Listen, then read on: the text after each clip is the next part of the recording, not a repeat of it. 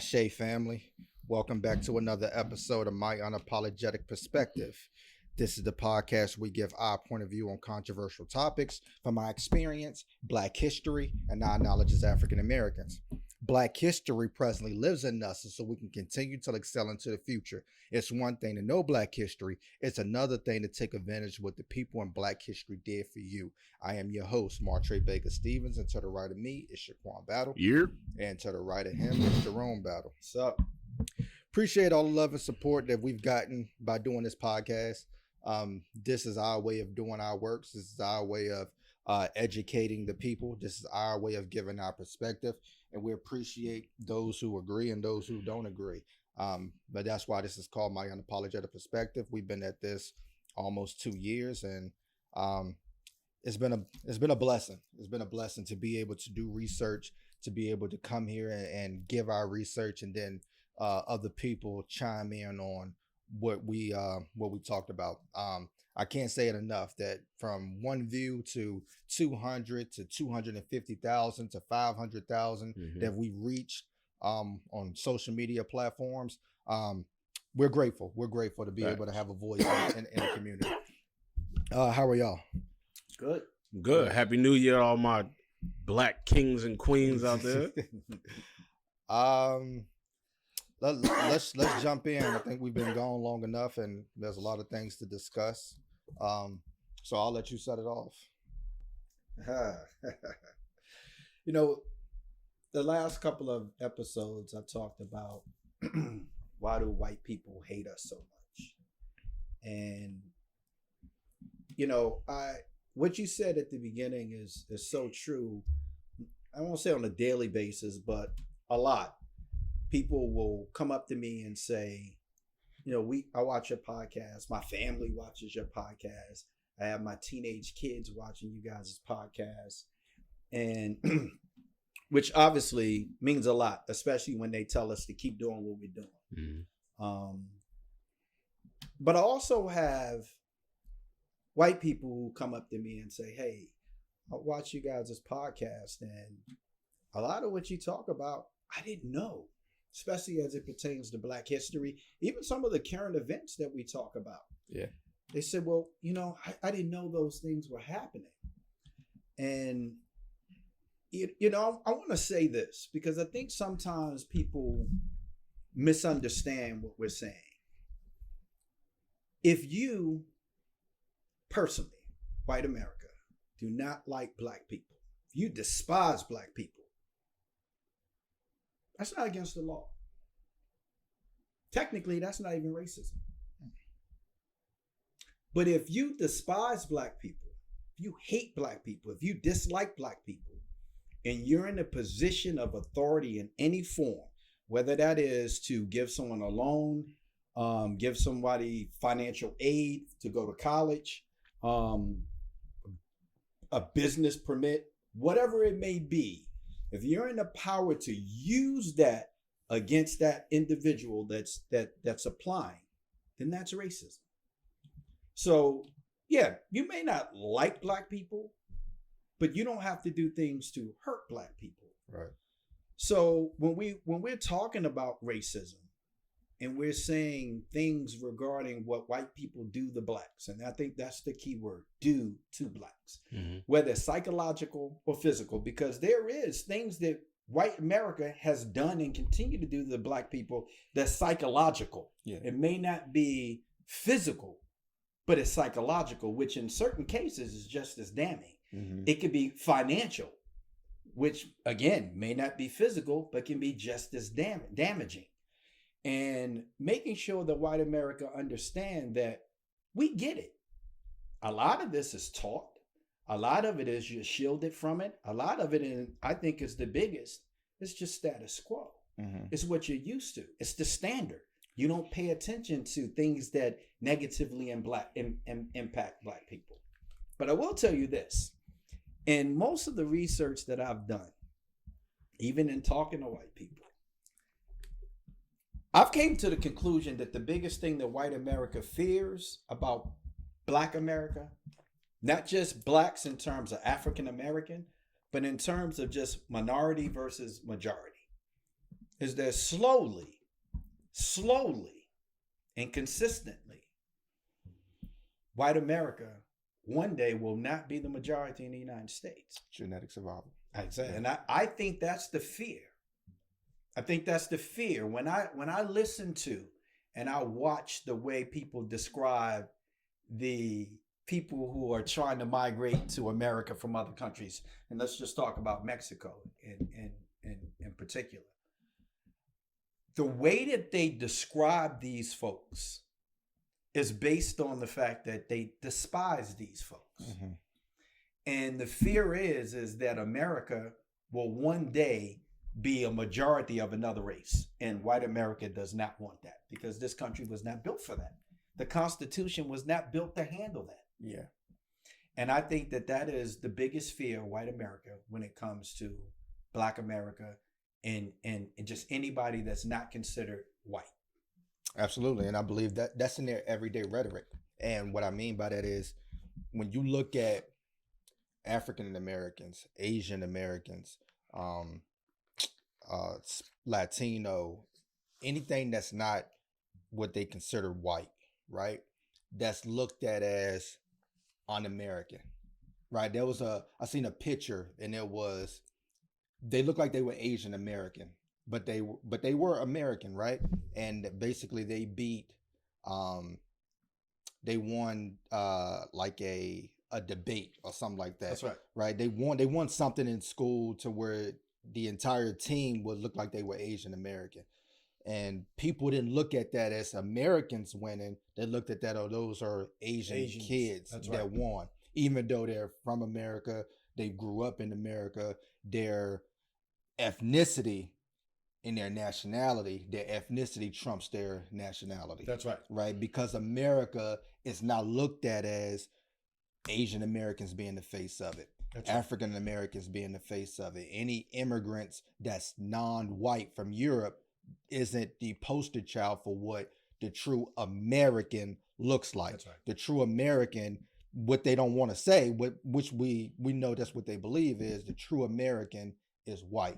That's the right. True American is what that flag represents is a white person. This is why you hear all the time that when somebody non-white does something, go back to your country. That's right. Even though we all born here. That's right. We were raised here. We helped build this. But when you're non-white, you can go back to your country. That's right. Because we don't look at you as what the American prototype is. That's right. The American prototype is white. Democratic is, when you talk about somebody being patriotic, that's right, is a white person that fights for their country, stands for the flag, and doesn't get involved in any of that other stuff that's not white culture. That's right. Right? That's what it's looked at. And I want to go back to what you said, that it psychologically hurts Black people. And the more I got to thinking is, the 1980s was pretty much the kill shot for the Black community. When you look at what happened in the 80s, up until that point, white America did the legwork in the Black community, whether that's slavery, whether that's Jim Crow, that's black codes, lynching, denying your vote, denying your equality. These are things that white people did on their own. The 70s became a period where Black people became a threat, because we didn't want a repeat of the 60s and the 50s, right? So this is when Black people stopped asking and started demanding. This is the Black Panther Party, right? In the 80s, they used that anger from the 70s and used it against us by financing our own destruction, right? So let's think about this for a second. Black leaders, all of the Black leaders were either dead or incarcerated in the 70s. Right? Whether you talk about Dr. King, Malcolm X, Huey Newton, Fred Hampton,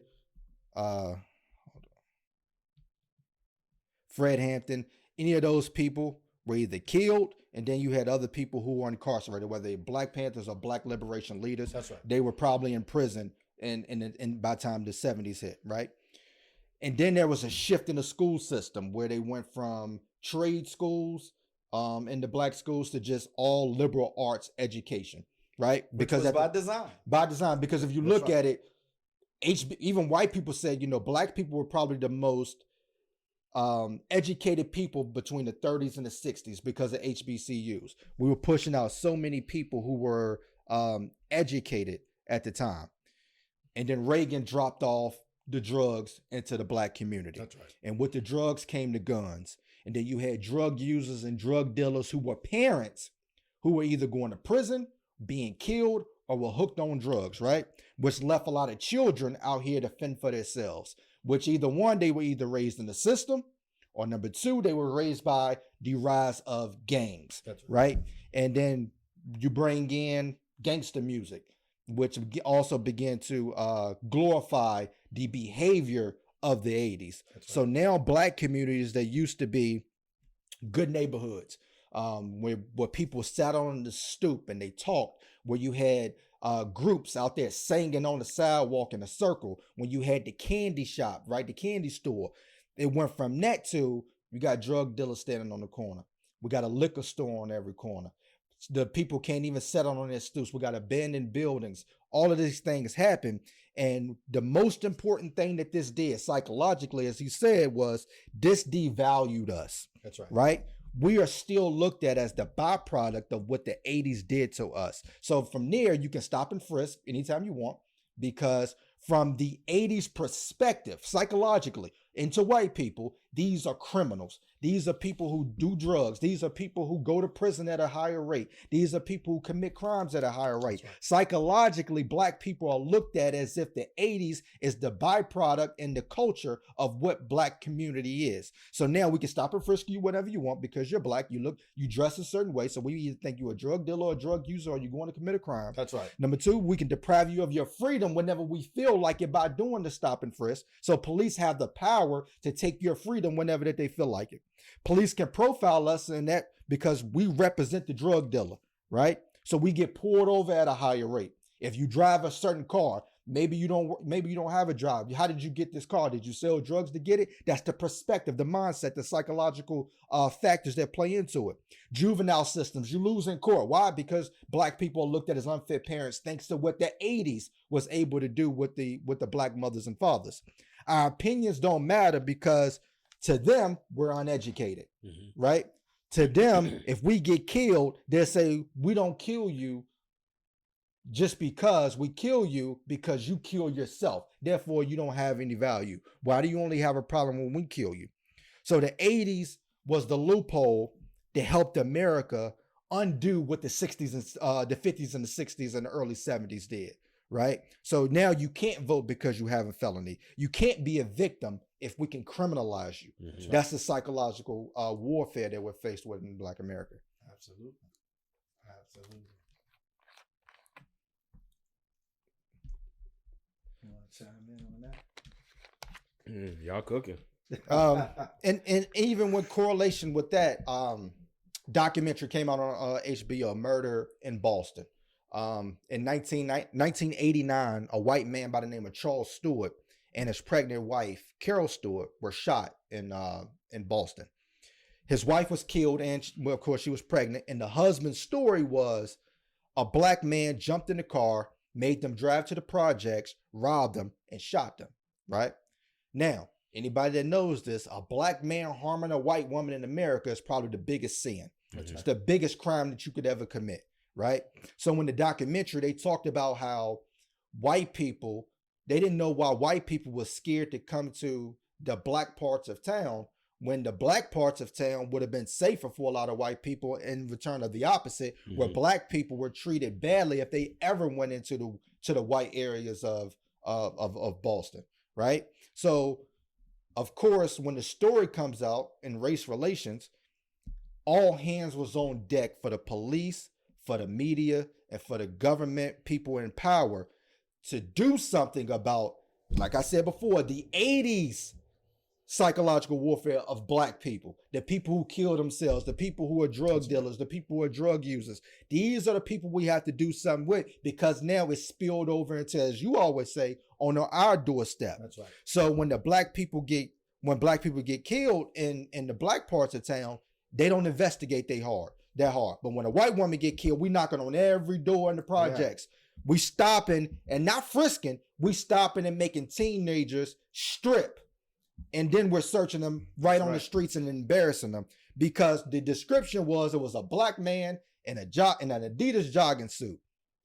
It's every damn black person in the 80s. That's right. Right? So they had the authority to go out and take the freedom of every black person because every black person was a suspect. And then, of course, they used the story of some black teenagers talking about what they didn't know what they was talking about. They take them into the precinct with no lawyers, not their family, and begin to coerce a story about a black man that they know that supposedly did it. Now, of course, in the end, they find out that the husband was the one that ended up shooting his own wife because he didn't want a child and he wanted the money. But even when they did, when they got the suspect that they liked to basically cover up the fact that it was the wrong person, what did they do in the newspaper? They went in, they talked about his IQ, how it was low. They went in, they talked about his school grades when he was in school years ago, about how they were low, and they talked about his past. Devalue the black person because you can't be a victim if we can criminalize you. Absolutely. And that documentary was the basically the icing on the cake to, again, how white America looks at black people. In the 80s was the headshot that allowed them to think of us as only one way. And you mentioned the 80s because the 80s did something else. During everything that you said, it facilitated one more aspect that negatively impacted us through the 90s up until today. It removed black fathers from black homes. Mm-hmm. So that whole epidemic in the 80s, because the whole thing was an epidemic from 1979 through 1996 when Bill Clinton imposed the crime bill. That whole epidemic removed black males from the family. Right. And then you have all of the remnants of that when you remove that, because it wasn't just the black fathers, but also you had single mothers who were addicted. That mean the kids were home by themselves or being raised by their grandparents. Right. Which was huge in the 80s as well. Absolutely. Did you see that in DC? Seen it everywhere. More the difference between large metropolitan cities like DC is that before there was crack cocaine, there was heroin. Heroin, yeah. And before there was crack cocaine in DC, there was something called Love Boat. So there was always the existence of a drug that had the same impact as crack cocaine. Mm-hmm. The reason that crack cocaine became the popular word of the media is because it did not negatively impact white communities. Coke did, but crack didn't. But crack didn't. So it was a way to take the focus off of what was going on with cocaine and say the real problem is crack cocaine. Yeah, which also changed the laws and how they impose sentences on the different types of cocaine. Yeah. Where you had crack offenders that were getting a lot more time than people that were using and even dealing pure powder cocaine, mm-hmm. which was mostly white people. So the 80s impacted everything up until today, and how black people were viewed and treated, and not just in society, but also by the law. Yeah, it's a fact. Yeah. And this is another thing that, we talked about this, I think the other day, where we talked about something that Wabu said about politics and government, that no matter how many people that look like us that we put into a political office, it's not going to bring forth real change. And I kept thinking about that because I kept researching. At first I disputed, and I was like, no, you always, and I still agree that you still need people who look like us, people who represent our communities and our families in political office. I still believe that, but I don't think that's where the beginning of change is going to come. I really don't now, although I don't believe the other solution is going to answer it either. But this is the direction we're going, and I'm going to talk about Dr. Amos Wilson for a second. And he explains how black faces in higher places, especially in politics and government and law enforcement, even in the judicial system, judges, prosecutors, hasn't necessarily translated to power or improved conditions for Black people. He says, forget about politicians and politics. Develop economic power first. We talked about this on this podcast many times. In a capitalistic society, money is power. And I think we can all agree that this democracy is a capitalist society. Yeah, for sure. We have to agree to that. Yeah. We talk about it all the time. Who usually wins the election? The people who can drum up the most money. Yeah. The most money usually wins, and that's usually done through special interest groups, right? And we can talk about special interest groups all day long for people that want to talk politics. But you don't have power if you do not have money and control over economic resources. I don't care how many people you elect. I don't care how many judges you put on court benches. You don't have power. The more Black judges you put on the courts, what happened? More Black people went to jail. Each new appointee that was Black to the Supreme Court meant new Black people going to jail. That's not change. And I didn't believe at first. When I first read this, I was like, how true is that? So I started doing research. You get Black mayors, and what do? They reside over already deteriorating and destructive properties and neighborhoods in Black communities. One of my favorite legislators is John Lewis, who just recently died. And he resided over that Baltimore district in Maryland that The Wire represents.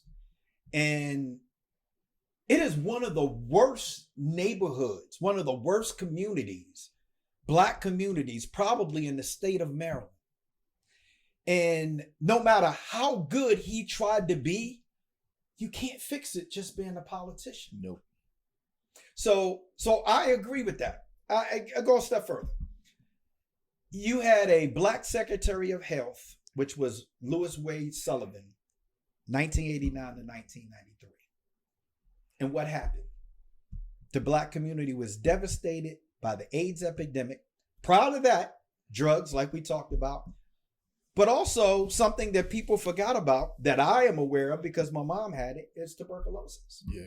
So during that era of having a Black Secretary of Health, this is what we had to deal with. Even to the point that the Black lifespan started going backwards during this time. You get the first Black general who leads the U.S. military. What happened? The first thing we did is we attacked countries of pigmented people.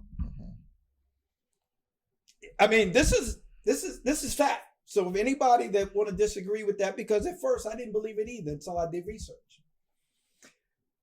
You get Thurgood Marshall, who we talk about in this podcast in the past, and you sit him on the Supreme Court, and what does he do? He grow old watching his struggles do what? Be turned back by the Supreme Court. He accomplished more with the Supreme Court as a lawyer than he ever did as anything else. You got Black Secretary of Housing, Robert C. Weaver, 1966 was his beginning of his tenure. And then Ben Carson, who was appointed in 2017 by Trump. After a failed Republican president campaign, he decided that if I win president, I know how I can get the Black community on my side. That's not what this was about. This was about putting somebody in power that's going to help continue the destruction of Black communities. Mm-hmm. This was all by design. I mean, you can't make this up. What was the major problem under Black Secretary of Housing? Homelessness, home ownership, and affordable housing for the Black community. To the point of, in 1968, they had to be an expanded Discrimination Act to be able to help with these issues. To the tune of, in a 15-year period, they passed 6 acts for fair housing to accommodate the fact that we were being discriminated against. You can't, it blows me away. So again, having black politicians, people who look like us, people who live in our communities, people who suffer like we suffer, having those people in positions of authority in the political realm, government, law enforcement, has not changed a goddamn thing for us. Yeah, you're right. Hasn't changed anything.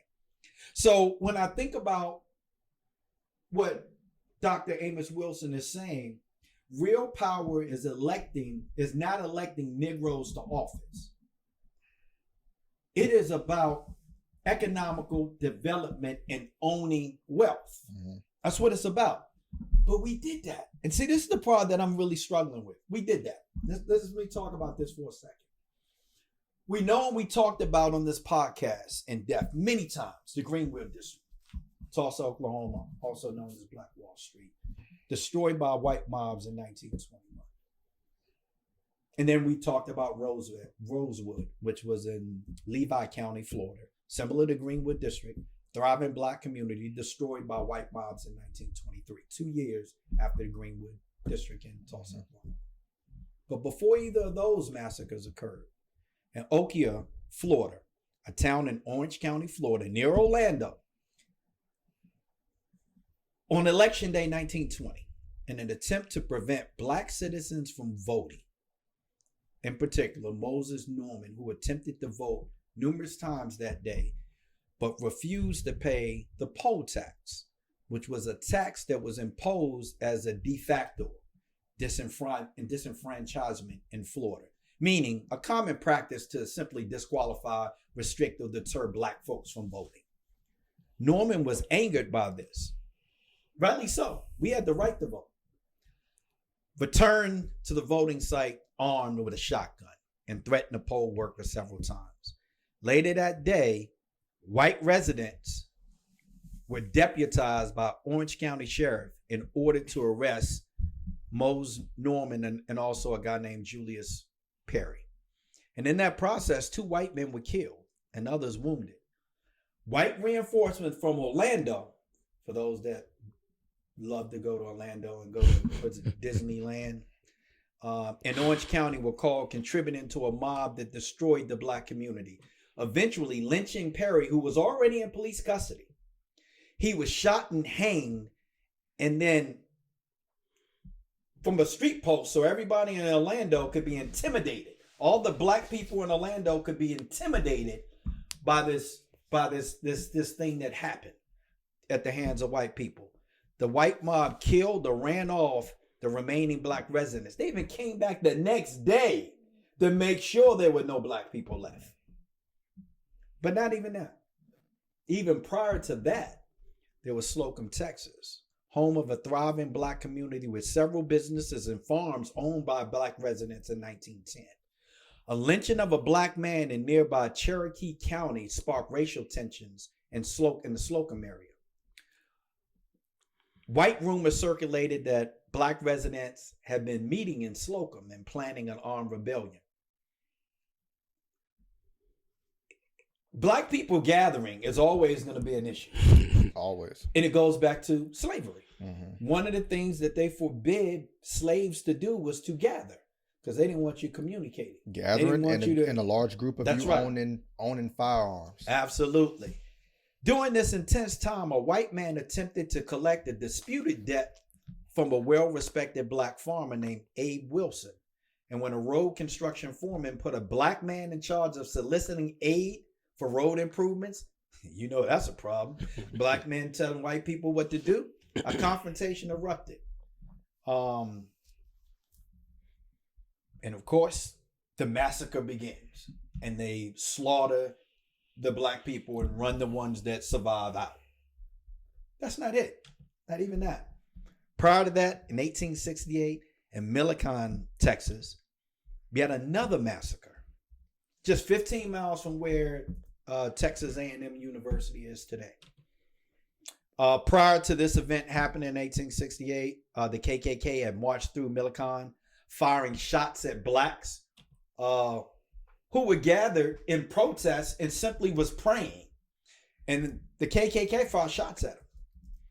As racial tensions rose, a rumor circulated, once again, it's always a rumor, circulated that a black man named Miles Brown had been lynched by white sons of a former slave owner and that the black community planned to lynch the man responsible for Brown's killing. The mayor and a deputy and 30 white men arrived to talk to members of the black militia. A gun was fired by an unknown source, and the massacre ensued.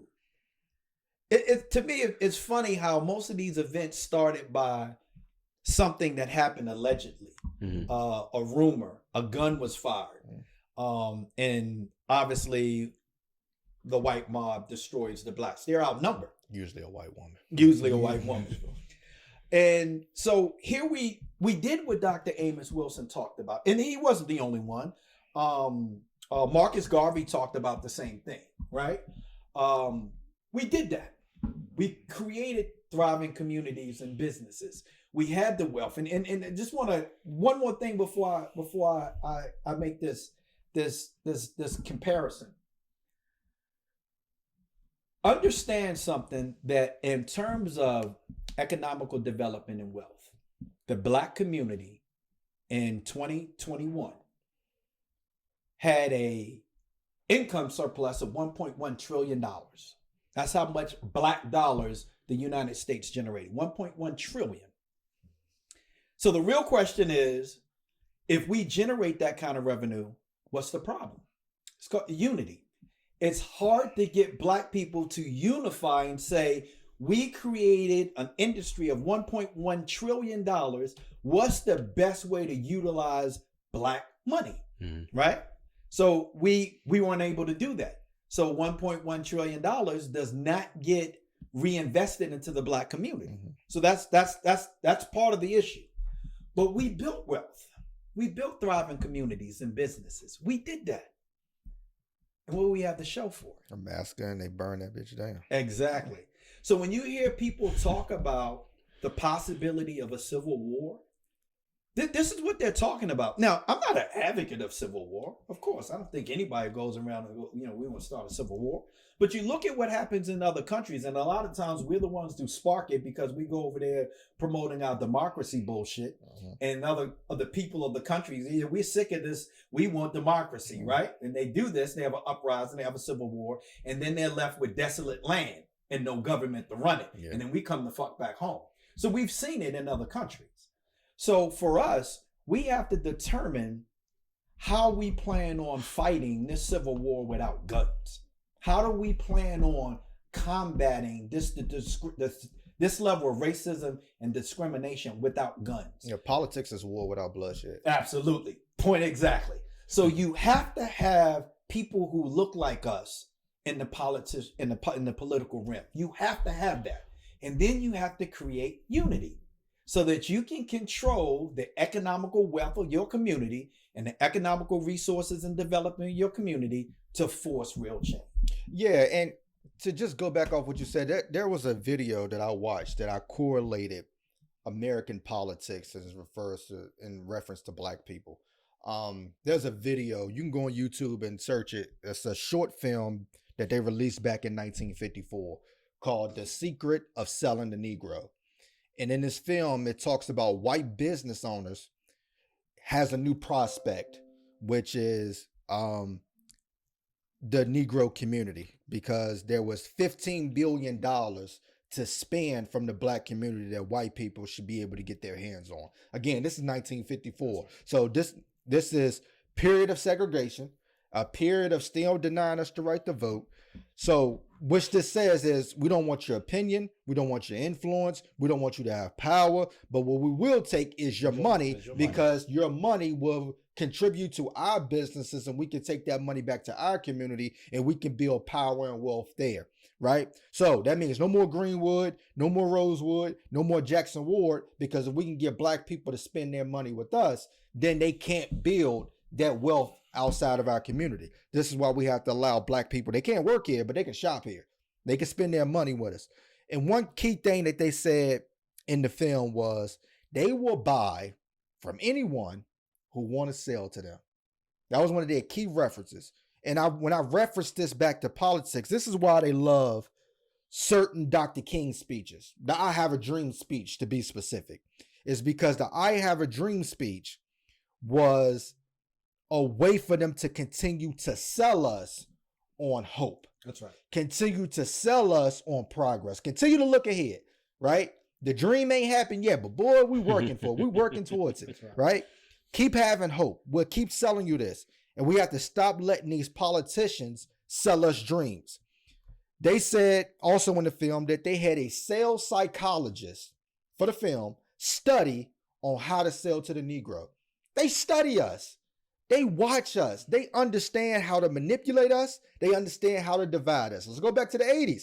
They understand what it is that we wanted. That's right. Wanted money and power. You can get it. Let's just do it a different way. We're going to do drugs. Yep. Do it in your community. So 15-year-olds, oh boy, you're going to make people like Franklin Saint on Snowfall, who was real Ricky Ross.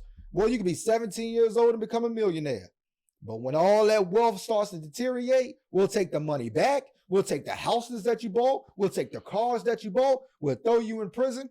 And your community is ruined thanks to you selling this product and gaining money. One of the first ways that says to sell to a black person is recognition. A Negro buyer wants to be recognized. Mm-hmm. Black people want to be recognized as voters. So politicians can sell Juneteenth because we recognize black folks. That's right. We can sell you on a statue that we're going to put up because we can sell you on that. And that would satisfy you from us having to pass a bill for you. Mm-hmm. That would satisfy you on not giving you reparations because all you want to do is to be recognized. Right? Second thing is he needs to feel important and appreciated. So what we'll do, we'll exonerate a few black people. Not the ones that matter. We'll exonerate the rappers. That's right. Right? That's only been there a couple years. We'll exonerate them. Hey, Lil Wayne, come on out.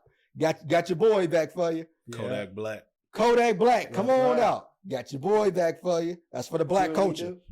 Yeah. Or they offer the position to a person of color who's going to do exactly what the hell I want them to do anyway. That's right. Third thing is they like name brands. Oh, shit. It's important to the Negro. So let's find a black celebrity that black people will listen to because they love the name. It's important to them. That's right.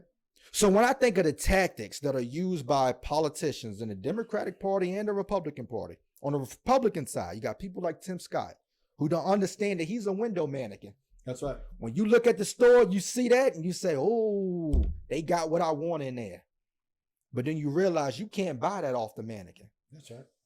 Tim Scott didn't realize that even by being a Republican, we'll allow you to give introductions. We'll allow you to speak. We'll push you to the forefront, but we will not vote for your black ass to be the center of our party. You're not even going to come close. Out of all of them candidates up there from the first debate, Tim Scott's ass was at the bottom. That's right. That's right. You are the poster child only to say that we are not a racist movement. So we're going to use you. We're going to use people who hurt like Herschel Walker. We don't even know what the fuck he talking about, right. But he black it up there. We'll use Candace Owens. On the Democratic side, they will recognize that black people want to vote for other black people. So we'll take the people that are leaders in your community, but we'll buy them. We'll buy them. Which means when they get into office, they ain't number puppets. That's right. They're going to speak what we want them to say, right? So what we can do by that is we'll recognize you, but we will ignore the promises that we told you we was going to do, and we won't ever do it because we sell you on hope. That's right. Just stay patient with us. We get that. Joe Biden, if Joe Biden run again, remember what I promised you in my first 4 years? I'm going to give it to you this I'm going to give it to you in my second phone. I'm going to give it to you in my second phone. And they've been doing this for over a century. You got good sellers and you got good talkers, and those people in the black community, we call them hustlers. That's right. Politicians ain't nothing but a hustler. You got people like Nikki Haley who go up there and they understand language. They understand language. So what was the Civil War about? Oh, it was about the freedoms of people. Everything. Now, hold on, excuse me? Everything but slavery. Excuse me? Oh, what do you want me to use the slavery word? Yes, we do. We want you to be truthful. We do. Hey, she was stumped, yeah. Now, on that instance, black people are looking at it and said, they're racist. They don't even want to talk about slavery. And what does Joe Biden do? It was about slavery. See, I get it. I did it. Vote for me. Even DeSantis came out and said, even I can say it. It was about slavery. Yeah. But in his state, they're teaching that we benefited from it. That's right. We have to understand what they're trying to sell us and what we're buying. Because a lot of times we've been buying this great value shit just because it's great value, just because our parents bought great value, our grandparents bought great value. So we still eating Chef Boyardee because we're used to it, but we're in a position so we can have filet mignon. That's right. We don't need the Chef Boyardee no more. But they can continue to sell us every single time we just go in there and we check off that box just because. No, we have to have unification to say, one, either you're going to do this for us or we ain't voting, because we have the power with the money and the people to say that we can sway it left or right. That's right. Left or right. So we have to be careful about that. We got the money and power, but do we have the unification to do that? No, Yeah. and the only one of the reasons why people ain't gonna like it. One of the main reasons why we do not have the unification of a political influence is religion. You have, as long as the white man will shake a pastor's hand and allow him to come into the church and speak to his congregation, black folks are going to vote Democrat. From the civil rights movement, they've always voted Democratic. That's one of the main things. And then you have people who believe in this based off their religious beliefs, because that's one of the main ways to separate black people is through religion. They'll never unify. Like I said, the Willie Lynch might not have ever existed, but that letter is true. You keep black people separated by age, by religion, by colorism, all of those things, they'll never unify for what's best for them. I think two other things too. I think education. I think there's a lot of people in our communities that do not necessarily understand everything that's being talked about and how it impacts them on a daily basis. I don't know that people really. I think about people because obviously, you know, my parents wanted to see the day that you get a black president. So of course, most black people voted for Barack Obama simply because he was black. And nobody thought about how it was going to negatively impact them in their personal lives. But more importantly, I think that people thought that he was going to be president for Black America. They didn't realize that it was impossible for him to be the president for Black America, because that's not what he was elected to do. But yeah, and that's my point. When it comes to religion, it's because when they say who is the most religious person in the world, it's black people. We follow, whether it's the Quran, the Bible, or whatever, to the T. So we'll forgive. We'll turn the other cheek. And I think we'll wait for hope. With the older generation, yes, because the older generation, let's just talk about people who may not be able to read and comprehend, and they go to church and they accept the preacher's interpretation of the scripture. They never read it for themselves. Right. And they donate to that church based on that, right? Younger generation, not so much. Right. So the younger generation is going, I don't know that I interpret the scripture the same way you did. Right. So I'm not investing my money. So yes, I agree. Religion plays a part, different in religious beliefs. I think that's a part of it. But education, and then I think the probably the biggest one is I'm going to say selfishness, because we see black people on a daily basis. We all see it. If they gave a refund check today to Black America, what do you guys think black people are going to spend that money on? Jewelry, clothes, cars. you're not going to invest in anything. Not investing in anything. So you ain't going to see no return on your money. So when people look at politics of today, even racism and discrimination, the first thing they think is, okay, how does it apply to me? I got a decent job. My kids are doing good. I got a car. I got Jordans. I got an iPhone. Whatever. That's how they relate to what's negative about America. Is how does it impact me? So for those people, they're happy with what they have. Mm-hmm. They're even happy if they go from the projects to now they have a home. Even though they may not own it, they may be paying rent, but they have a home that's not in the projects. To them, they've made it, right? Mm-hmm. I'm doing well. I don't know what the fuck they talking about. Mm-hmm. I'm doing good, So for Black America, the unity is based on how does it impact me and my family? That's always going to be first. I don't know that people say, hey, I'm going to vote for this particular person because it's going to help those people. Mm-hmm. I don't think that's ever going to really happen in the Black community like that. Mm-hmm. And that's part of the selfishness is in the Black community is we only think about ourselves until we get in trouble. Right. Then we get in trouble. We want the Black community to come to our aid, right? But you didn't give a fuck about the Black community. Think about how we treat parks. Mm-hmm. We go to parks that predominantly Black people frequent, and you got to clean up the park. Right. You go to projects, you see people did graffiti on the buildings they live in. Do you believe that selfishness is important to build wealth? Because absolutely. The saying is, if you hang around 9 broke people, you'll be the 10th. But if I take my selfishness and then I go build wealth and then I can come back. But you know what you have when you do that? That's constructive. Mm-hmm. That's constructive selfishness. Mm-hmm. You can have constructive selfishness. We all have it. When you lose a job because you may have said something at your job you probably shouldn't say, right? Okay, you were selfish. Mm-hmm. Okay, now you got to rebuild yourself. So now you got to focus on you. Guess what? I'm not getting my nieces and nephews anything for Christmas. I might not even get my significant other anything for Christmas. Mm-hmm. I got to buckle down and be about me, get myself together. Mm-hmm. That's constructive, mm-hmm. right? You can be selfish, but be constructive with it. We're not. We're destructive with it. Is there levels though? And what I'm saying is, this person I knew, we were just talking about, spending your money wisely, investing.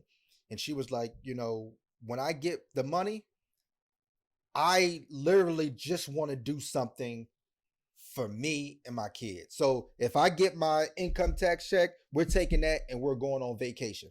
Because on a level base, we've struggled for 360 days. That's right. I want 5 days to where we can enjoy something in life. Right. Enjoy That's something, right? And maybe that level leads to I want this more. But see, the minute you include kids, you take out the selfishness, right? Because now you're exposing your kids to something different. Yeah. Which is constructive. That's not selfish. And that's something we do on a regular basis. So for Christmas, you might spend way too much money, but it's for the children. Well, It depends on what it is. Because if you're buying them, I'm not going to embarrass myself and name the toys because I'm thinking Rock'em Sock'em Robot. I don't want that anymore. But at the end of the day, if you're buying them toys, right? A toy that next week they don't even know what the fuck it is. Yeah. Okay, that's not constructive. Yeah, but it's for the instant gratification of the child, though. But you develop that. Mm-hmm. You create that as the parent. The child doesn't do that. Right. The child is exposed to Christmas through you. Mm-hmm. So I hear a lot of people say, for instance, religions that don't celebrate Christmas, they say, I feel sorry for the child. You can't miss something you never had. Mm-hmm. You ask kids that grew up in households that didn't celebrate Christmas how they feel about that. They'll tell you it doesn't bother me. But is it that tougher in 2023 with the age of the internet? The age of going to school. That's up to the parent. What do you allow your kids to be exposed to? That's the parent's responsibility. Yeah, but they're going to be exposed to them when they go to school. Still, if you teach them the right way, just like rap music. What did I tell you guys about rap music? It's entertainment. It's entertainment. So it's how you teach your kids. Yeah, you're going to be exposed to it. But if you're already prepared on how to deal with it, you should be okay. Right? So to me, there's a difference between just having selfish splurging versus being constructive in your selfishness. Right. And if you're being constructive, anytime you include kids on a vacation, they're going somewhere that they're probably never experienced before. Mm-hmm. That's going to open them up. That's awesome. The one thing I've always said about sports that I think is great, whether you win, lose, or draw, or that you ever get in the game, is that you have an opportunity to play with people that you probably never would play with again, even if it's not on your team. So you're going to meet people from other schools. You're friends right now with some people you played against in high school in sports. You create this avenue for them to develop with relationships with people that they've never met before in communities that they've never been and may never go, right? So it's all about being constructive. Even if you are a little bit selfish, it's okay as long as it's constructive. And right now, our selfishness is not. It's about me having what I want and I feel like I can afford it, right? But just because you got it in the pocket don't mean that you can afford it, because next month you're going to be scrambling trying to pay your light bill. Right. You know, it has to make sense. Make it make sense, right? That's part of being, in my opinion, that's a part of being a parent, but that's a part of the unification that we need as a Black community so that we can overcome some of these hurdles about economical wealth and economical development in our communities. Quan,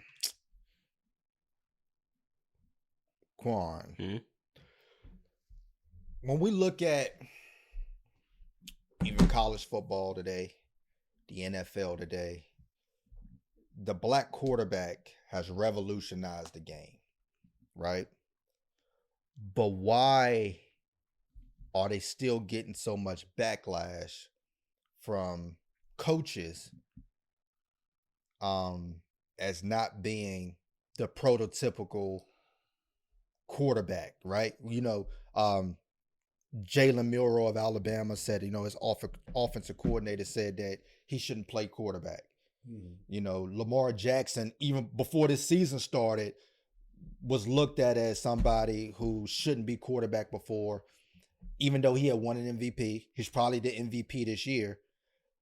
But when you look at the NFL today, you know, you got C.J. Stroud, you got Justin Fields. You have all of these quarterbacks who are starting quarterbacks, but there's still the narrative that white America has that Black quarterbacks aren't intelligent enough to play the position. Why is that? I think it's a full circle. Devalue. You look at Lamar Jackson, probably one of the most accurate passers in the NFL, but yet they said he can't throw. Right. The kid from Alabama, Bill O'Brien told him that we know how Bill O'Brien felt about Black people when he coached the Texans. Right. So I think let's be honest, most OCs, most head coaches, most scouts are what in the NFL? They're white. They're white. So when you see a Black guy let's take Josh Allen. Josh Allen is your prototypical quarterback. If he was Black, he would get treated differently than he do. Because now when he takes off running and he runs over a linebacker, the commentator said, oh, the linebacker might want to get bigger. So now when Lamar Jackson takes off and he tries to run a linebacker over, they say he should get out of bounds. Right. He's going to get hurt. Why is he trying to run over people? Right. So why is it different for, give you another example, Tyrod Taylor. Tyrod Taylor is, I think this might be his 13th, 14th year in the NFL as a backup. He keeps a job because he can throw. Right. The Ravens head coach told him, you're on the team not to throw the ball. You're on the team because you can extend plays. Right. But he's an accurate quarterback. We just watched last night, Jared Goff threw a pass to James Mitchell. It wasn't even accurate. He wouldn't even score. So I think it's full circle. It's devaluing the Black person. Right. Because if you look, it's gonna come a time where every NFL team is gonna have a starting Black quarterback. Well, it looks that way now. When you look at however you feel about him, Dak Prescott has had a really good career. Yeah. When you look at Russell Wilson, Of course, he's had one Super You Bowl. see And has what a just really happened to good- him. and as professional as you probably have seen Right. in the media, right? When you look at what CJ's doing, what Tua's doing, even Bryce is coming along now. You're looking at what Jalen Hurts has achieved.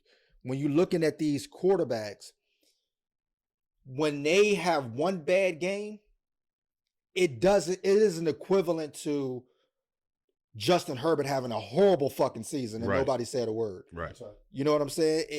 They just, the scrutiny, the minute that they mess up is that, oh, this is why they're not the prototypical quarterback. Even though you have the MVP race is literally black quarterbacks right now. You know what I mean? And that's why I love that these players have their own platform now, like podcasts, like Cam Newton.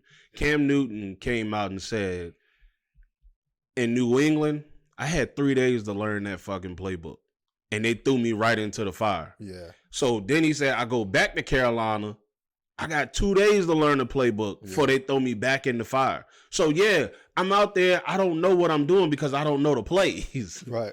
But yet, you know, and I still believe Cam Newton doesn't have a job because how outspoken he is. They can say what they want. His hair is the reason why he don't have a job. Because if you look at the Falcons, look at their quarterback situation. You mean to tell me you wouldn't want to pick up Cam Newton? Most of the time, black quarterbacks don't get picked up as a backup. Yeah. But you know, it even starts before it gets to the NFL level. We can talk about my beloved Ohio State Buckeyes. You know, even when we had C.J. Stroud and we had Justin Fields, you can go all the way back to the quarterbacks we talked about, Terrell Pryor. You can go back to all these black quarterbacks. Whenever Ohio State lost a game or didn't have Braxton Miller, didn't have an opportunity to play for a national championship or lost the national championship, they talked about the play of the quarterback. But they'd be 10-1, they'd be 10-0 and then losing one game. And all of a sudden it's the quarterback. And the thing is with those black quarterbacks, they was throwing for 400 yards. Right. And you know, going 12-1, 13-1, whatever, right? Well, Ohio State don't have a black quarterback on the roster. And they lost in a very, very meaningless Cotton Bowl over the weekend due to even that's the quarterback play. Yeah. And nobody says a word about the quarterbacks of Ohio State because they're all white.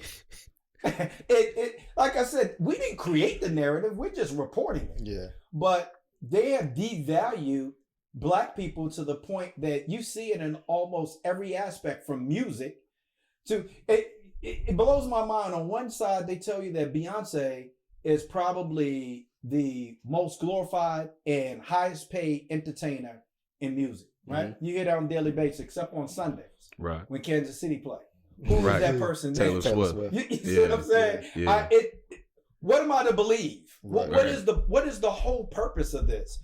Is to devalue Beyonce. Right. And the only way you can uplift Taylor Swift is to do that, right? And one of the things that they did, like I said, pre-draft, and this just come full circle with this episode, is with C.J. Stroud coming into the draft, the one thing that they harked on about it was his quarterback test. What is the cognitive test that they have? And of course, all the white quarterbacks always score high.